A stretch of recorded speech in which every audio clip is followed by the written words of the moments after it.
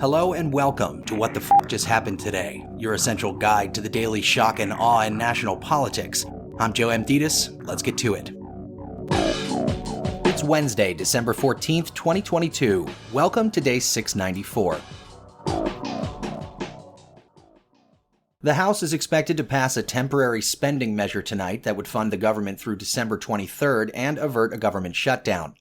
The week-long stopgap bill will give Congress more time to finalize the full-year spending package, called an omnibus bill, which would fund the federal government through the 2023 fiscal year ending September 30th. The omnibus measure is expected to total around $1.7 trillion. Meanwhile, the Federal Reserve raised interest rates by half a point, bringing them to the highest level in 15 years, and signaled that rates still have a ways to go. The 50 basis points hike, which increases rates to a range of 4.25 to 4.5%, is smaller than the previous 4 rounds of 75 basis point increases and comes after the latest figures show inflation is running at its lowest annual rate in nearly a year.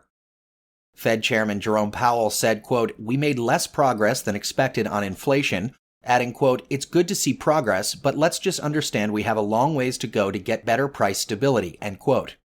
The Federal Reserve, however, now expects to raise rates as high as 5.1% next year before cutting them to 4.1% in 2024, a higher level than previously indicated. Inflation, on the other hand, is expected to end 2022 at 5.6% and fall to 3.1% next year. Moving on, the Republican congressman who suggested that Trump declare martial law in a text message to Mark Meadows says his only regret is that he misspelled the word marshal.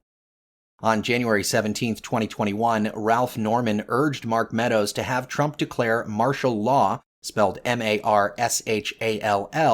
to prevent Biden from taking office. When asked about his text message, Norman replied, quote, "Well, I misspelled marshal," end quote. The White House, meanwhile, accused Norman of pushing, quote, "MAGA conspiracy theories," end quote, and using, quote, "violent rhetoric," end quote. Meanwhile, the Trump Organization was found to have been willfully disobeying 4 grand jury subpoenas and 3 court orders during a criminal contempt trial held in secret last year. In December 2021, a New York judge found the Trump Corporation and Trump Payroll Corp. In criminal contempt for failing to respond to multiple grand jury subpoenas for documents in a timely fashion. New York State Supreme Court Justice Juan Merchan wrote, quote, "There comes a time when a court must enforce its authority. In this matter, that time is now," end quote. The judge imposed a $4,000 fine. And finally, the Texas Attorney General Ken Paxton asked the Department of Public Safety for a list of transgender individuals in his state. In June, Paxton's office requested information on Texans who changed their gender on state documents within the last 2 years. The department concluded that the data could not be accurately produced and did not provide any information to Paxton's office. That's all for now. You can find the links and sources for all of these stories on the main website. And as always, visit whatthefjusthappenedtoday.com for the latest news and headlines. Until next time, I'm Joe Amditis.